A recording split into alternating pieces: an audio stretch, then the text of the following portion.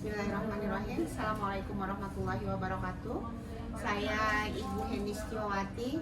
Saya adalah owner dari toko Haromaindet. Dan toko ini sebetulnya sudah berjalan ini di tahun yang ke-8. Sebetulnya setiap kita itu punya big why ya. Setiap kita itu punya alasan yang paling besar dari setiap apapun yang kita lakukan. Yang jelas buat saya sebagai seorang muslimah, ketika saya melakukan sebuah proses perniagaan, tujuan yang paling utamanya adalah ziyadah ya, tambahan sebetulnya ya, tambahan. Karena yang wajib mencari uang itu kan suami saya ya, laki-laki. Kalau perempuan berusaha itu berarti dia ziyadah. Ziyadah itu artinya tambahan selain tugas saya sebagai ibu rumah tangga ya. Maka saya pun menjalankannya sebetulnya dengan sukacita sih itu ya, dengan bahagia. Jadi kalau mau ibu-ibu atau adik-adik yang ingin wirausaha, ya temukan big why-nya dan lakukanlah dengan bahagia ya. Kalau jiwa entrepreneur ya, jiwa entrepreneur itu memang sudah ada sejak kecil. Karena saya itu emang tukang jualan dari kecil ya, dari SMP itu udah mulai bantu ibu itu jualan donat, dibawa ke koperasi sekolah seperti itu. Kemudian SMA jualannya agak lebih besar lagi, bukan cuma donat tapi sirup, kacang goreng gitu ya, kacang telur dibungkusin seperti itu dititipin. Kemudian kuliah berarti pangsa pasarnya lebih besar lagi gitu ya. Di kuliahan itu alhamdulillah berada di unit kerohanian Islam di kampus saya di Universitas Sudirman, dan masuk ke sebuah yayasan yang kemudian mengelola perekonomian ya, termasuk diantaranya kita suka bikin pasar murah, menggabungkan antara kampus dengan masyarakat di sekitarnya gitu ya, seperti itu. Jadi jiwa entrepreneur itu ya sudah ada sejak kecil seperti itu. Ketika kemudian saya menikah, saya sempat jadi dosen 4 tahun. Kemudian akhirnya pindah ke Bandung. Jadi kita tidak melulu hanya bisa mengetahui tentang dapur, sumur, dan kasur, tapi kita bisa memikirkan semua hal itu dalam satu waktu gitu. Maka kelebihan waktu itulah yang kemudian membuat saya mencari cara untuk bisa mempunyai penghasilan tambahan. Karena tadi big why yang paling utama sebetulnya adalah ingin membahagiakan orang tua. Ingin membahagiakan orang tua. Jadi berbekal dari itulah kemudian saya mulai usaha, tidak langsung oleh haji dan umroh ya, tapi yang namanya bisnis itu kan dilakukan, bukan dipikirkan gitu, bukan juga dipelajari tapi dilakukan. Nanti pelajarannya itu sambil ketika kita melakukan bisnis itu. Nah, ketika saya punya waktu luang seperti itu, saya itu memang waktu itu tahun 2016 itu lagi gencar-gencarnya Facebook ya, seperti itu. Jadi saya kemudian ya mulai membangunlah jaringan ya. Jadi sebelum saya mulai bisnis sebetulnya saya udah mulai jaringan dulu. Jadi awal mula itu saya jual boneka jari ya. Boneka jari, tahu boneka jari? Karena anak-anak saya itu masih kecil-kecil.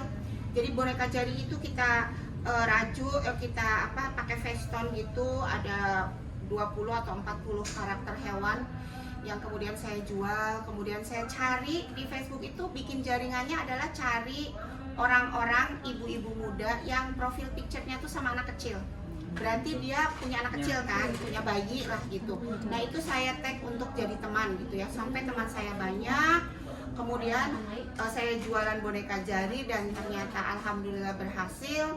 Sampai akhirnya kemudian ini kan orang-orang yang punya anak ini lama-lama anaknya besar, anak saya juga semakin besar, jualannya berubah gitu. Jadi sajadah anak tapi dengan karakter kartun, sarung instan dengan karakter kartun dan nama anak-anak, dan itu booming. Artinya ketika saya membuat jaringan itu menjadi berhasil. Sehingga ketika jaringan yang sudah terbentuk ini, maka saya mau jualan apa saja itu jadi mudah gitu. Kemudian nama Haromaindet itu, Haromain itu tanah haram. Tanah haram itu kan Mekah dan Madinah. Dates itu kurma. Jadi saya memang membatasi waktu itu, jualan kurma saya itu berbeda dari yang lain. Kalau dulu kurma yang banyak di Indonesia itu kurma-kurma dari Mesir yang suka ada di jalan-jalan, di pasar-pasar. Yang kurmanya tuh kayaknya kalau dimakan itu kayaknya enaknya cuma kalau puasa aja gitu. Nah, saya kepikiran kalau kurma ini sebetulnya bagusnya dimakan harian dan harus memilih kurma yang enak kan. Dan kurma yang enak itu adanya di Madinah. Maka jadinya namanya itu toko Haramain Deh. Ya. Ya awalnya kan tadi ya ziyadah, saya cari tambahan lah untuk membantu perekonomian keluarga, untuk bisa membantu keluarga besar yang sudah membesarkan saya, ibaratnya seperti itu. Tapi ketika kemudian akhirnya kok bisnis ini jadi oke banget ya, gitu ya. Maka kemudian disitulah kita mulai mencari core bisnis saya tuh apa sih gitu ya. Nyari core bisnis dan akhirnya ketemulah kita bahwa kita itu akhirnya tidak hanya menjual kurma, tapi menjual berbagai macam produk-produk sunnah gitu, produk-produk sunnah. Produk-produk sunnah itu karena tadi ya berpegang teguh pada sebuah hadis, barang siapa yang memang memegang sunnah maka insya Allah dia akan berjaya ya. Artinya berarti kalau kita pegang sunnah gitu ya, produk-produk sunnah, maka janji Allah lah bahwa kita nanti akan berkembang menjadi lebih baik gitu. Maka akhirnya kemudian kita merambah ya, tidak hanya kurma dan ya oleh-oleh haji saja, tapi kemudian kita merambah ke produk sunnah yang lain, seperti kemudian kita jualan siwak. Kita kemudian waktu itu ada pandemi ya, kita jual kustul hindi. Waktu itu jual kustul hindi itulah yang kemudian membuat akhirnya kita bisa mempunyai toko sebesar Haramain Deh sekarang ini gitu. Kita jual ada kustul hindi, kemudian ada obat yang lainnya seperti madu ya, itu juga menjadi core bisnis kita. Kemudian herbalnya ini juga lebih dititik tekankan ke tibu nabawi seperti habatus sauda gitu ya, kemudian sina gitu, kemudian ya lain-lain. Iya, kalau sosok inspiratif mah banyak ya. Kalau perempuan pasti Bunda Khadijah ya, yang terutama kalau Bunda Khadijah itu kan memang beliau membantu ya, membantu semua yang dilakukan oleh suaminya. Nah, demikian juga dengan saya. Sosok inspiratifnya tentu saja Bunda Khadijah. Ketika menyikapi kegagalan, mungkin Haramain Deh juga mungkin apakah ada kegagalan dan lain sebagainya, dan ketika hal itu terjadi bagaimana? Ya, sangat berhubungan sekali. Mungkin kalau para pelaku usaha hari ini aja gitu ya, tidak baik-baik saja, dan kita membutuhkan ikhtiar yang sangat besar sekali ya untuk bisa bertahan. Untuk bisa bertahan saja kita harus membutuhkan ikhtiar yang besar ya, dan itu sangat sangat mempunyai korelasi sekali ya antara ketika kita lalai gitu. Kadang-kadang kan ketika omset besar itu kemudian kita terlalu sibuk sehingga kemudian menjadi kurang aware ya terhadap segala hal. Itu juga membuat kita lalai dan kemudian akhirnya mengalami hal-hal yang tidak sesuai dengan yang kita targetkan. Tetapi ketika kita kemudian mungkin mengalami penurunan omset dan lain sebagainya, bisa jadi ini adalah bahan evaluasi kita untuk belajar lebih baik dan kemudian berusaha naik lagi. Berarti ya, ibu mah bukan pengusaha yang gimana gitu ya. Jadi kalau mau ngasih quote atau apa ya. Tapi yang jelas begini sih ya. Sebetulnya seseorang itu bisa berhasil kalau dia konsisten ya, memegang prinsip-prinsip baik, prinsip-prinsip kita, kedekatan kita dengan Allah, maupun prinsip-prinsip kita sebagai pedagang yang memuliakan konsumennya ya. Itu harus dijalankan sejalan lah ibaratnya. Ketika prinsip-prinsip itu sudah mulai ditinggalkan, maka bukan hanya Allah yang meninggalkan, tapi konsumen kita juga akan meninggalkan. Sampai sekarang mungkin bisa membuat bisnis ini sampai sekarang itu menurutnya mungkin apa saja? Waduh, nggak bisa ya, karena semua tuh Allah yang nuntun gitu. Allah yang nuntun gitu. Tinggal kita, yang penting begini, kita berusaha kan, tugas kita kan fasayarallahu amalakum ya, bekerjalah kalian, maka nanti orang-orang mukmin, Allah dan Rasulnya akan melihat kita. Artinya kalau kita mau berhasil ya kita ikhtiar gitu, baik ikhtiar langit maupun ikhtiar bumi gitu. Itu kan innamal a'malu binniyat ya, dari niat. Jadi dimulai punya bisnis apa aja, mulai aja dulu, nanti akan ditunjukkan sama Allah gitu.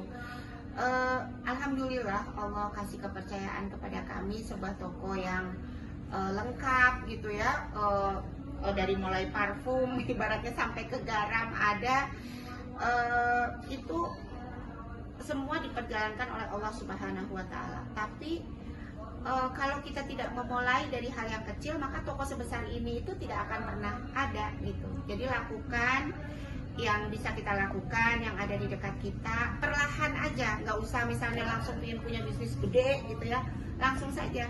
Saya juga ini alhamdulillah melakukannya juga dari kecil banget, dari uang dapur ibaratnya ya, dari kalau saya pegang prinsip itu, intan surullaha yang surukum wa yusabit aqdamakum. Barang siapa yang menolong agama Allah, maka niscaya Allah akan menolongnya gitu.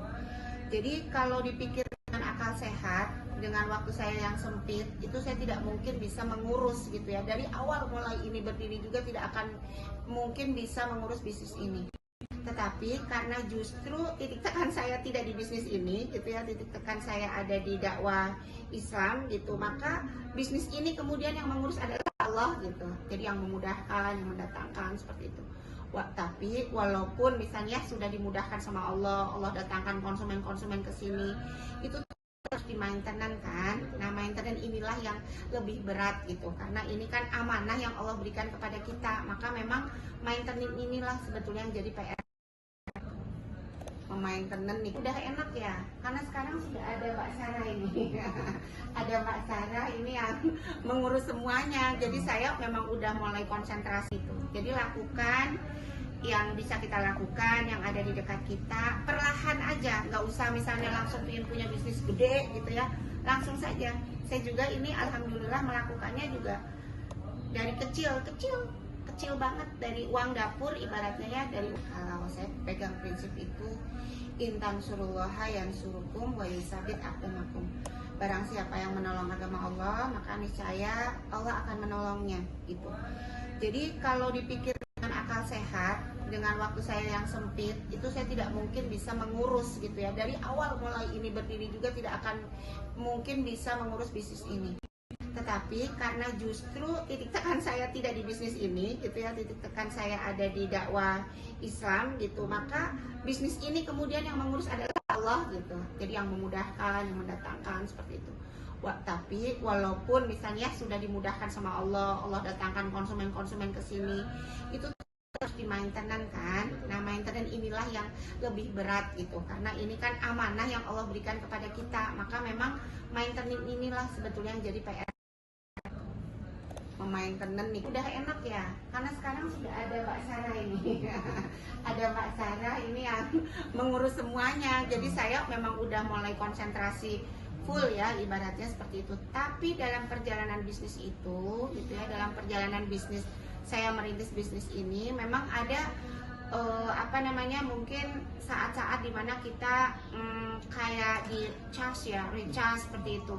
Itu kadang-kadang biasanya saya itu suka baca kan ya.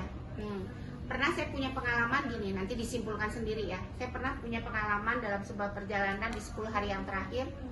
Waktu itu 10 hari yang terakhir itu saya diajak suami itu untuk iktikaf di Masjid Habibur Rahman. Sementara di bulan Ramadan itu kita customer lagi banyak-banyaknya gitu ya. Dan dalam keadaan yang mungkin kalau orang sudah bilang haheho. Tapi kemudian di jalan itu teringat dengan sosok Utsman bin Affan ya. Jadi kesibukan kita itu sebetulnya belum apa-apa dibandingkan dengan Utsman bin Affan. Karena Utsman bin Affan itu dia adalah seorang saudagar, dia juga seorang khalifah. Tapi dan bisnisnya itu, ini mah belum 1/1000-nya, 1/10.000-nya. Tapi ternyata Utsman bin Affan itu dia bisa menghatamkan Al-Quran di bulan Ramadan itu setiap hari gitu ya. Artinya ini jadi bahan refleksi saya pada waktu itu. Malu banget ya sama Utsman bin Affan. Kesibukan kita nggak seberapa, tapi sudah 10 hari yang terakhir waktu itu belum hatam Quran gitu. Jadi di jalan itu menangis sejadi-jadinya gitu ya, karena mungkin ada yang ingin disampaikan tentang ke masyarakat lain sebagainya terkait dengan bisnis dan lain sebagainya, ataupun hal lain yang mungkin relate gitu dengan kehidupan dan kemudian selain dakwah tadi dengan bisnis ini. Iya. Kalau buat generasi muda, bisnis itu lakukan ya, lakukan perniagaan, karena kalau keutamaan seorang pedagang yang jujur, dia akan dibangkitkan bersama dengan para syuhada. Jadi artinya kalau menurut saya ya, apapun profesinya gitu ya, dia harus punya perniagaan. Kenapa? Karena perniagaan ini adalah jalan yang paling singkat untuk bisa ditempatkan bersama dengan para syuhada. Artinya apapun profesinya gitu ya, mau dia guru, polisi, programmer, dia harus punya perniagaan untuk mendapatkan keberkahan dari Rasulullah SAW. Dan jadilah pedagang yang jujur, karena kalian insya Allah akan dibangkitkan dengan para syuhada. Waktu dan kesempatannya untuk kami bisa bersilaturahmi dan kemudian mengambil pelajaran banyak dari kisah perjalanan ibu membangun bisnis ini. Mungkin untuk wawancara cukupkan ya, terima kasih. Assalamualaikum warahmatullahi wabarakatuh. Waalaikumsalam warahmatullahi wabarakatuh.